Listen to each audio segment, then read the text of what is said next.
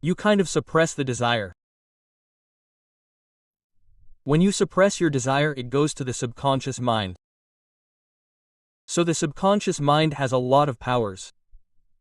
In the subconscious mind, we can do many things which we cannot do in the conscious levels. When something is in the subconscious mind, it has the possibility of coming back.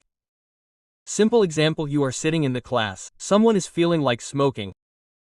He is feeling like smoking very loudly, but he cannot smoke here. If he does it here, the smoke will spread. The smoke alarm will go off. A lot will happen, so you suppress the mind. No, not now, not now, wait. After an hour, after 1.5 hours, when you explain to the mind, this desire went into the subconscious. When you started with a thud while coming out of the class, the subconscious desire got calmed down. And if you don't do it after the class, then that subconscious desire will again come into the conscious. You said it's been 1.5 hours, now it's 1.5 hour, now do it, my lungs are troubled. So that desire comes back like this. So when you put a desire suppressively into the subconscious mind, it comes back into the conscious mind saying, now it is the time, why don't you do this? Some desires are like this.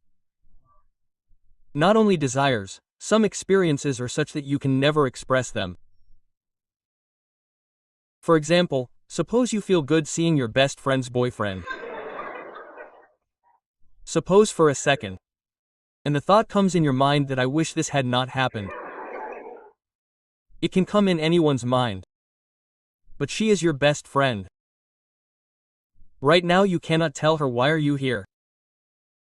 You cannot even tell her boyfriend that you can think once. You cannot even say this because if he tells him, everything will be over. So whenever this feeling comes in your mind, you will keep suppressing it again and again and will keep pushing and pushing. He will come in between and then you will push him by hitting him.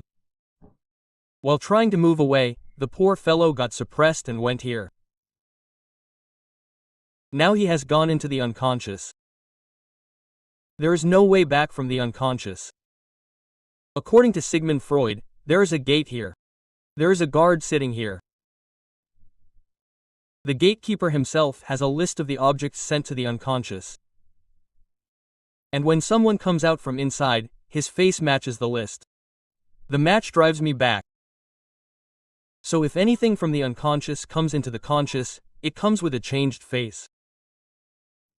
And this is the dream interpretation of Sigmund Freud. All the dreams are symbolic expressions of the desires suppressed to the unconscious level. So he has made a list that if this is seen in the dream then it means this. If this is seen then it means this. In this way he will make a list. So we do not know what is there in the unconscious mind of ours. Small experiences of childhood go into the unconscious and they become complex. A classical case of this is Napoleon. Napoleon defeated the world. But I have read at some places, including one of Osho Rajneesh's lectures about Napoleon. When Napoleon was defeated in the water law, cats were used against him. When he was very young, 1 year old, he was lying down. So children are usually educated. Then a cat came. The poor thing got scared. The cat kept scratching his face. He lay silent out of fear. The cat bit him and went away. And it got embedded in his mind that the cat is the most dangerous thing. Now he went into the unconscious. If he goes into someone's unconscious, he will conquer the world and run away after giving him a cat. And this was the psychology of Napoleon as quoted by Osho Rajneesh. I am not sure if this happens or not, but Osho Rajneesh has claimed this. That is why you will see that many times 6-foot-tall people run away after giving him a cockroach. Girls get special credit in this matter, that the cockroach or the rat comes down. Once the rat sees you, it cannot even see how far the top is. It is such a poor thing and you are a 5-foot-tall person, imagine what would be its condition. Seeing you, it runs away out of fear. You think it is attacking. You see it and run away.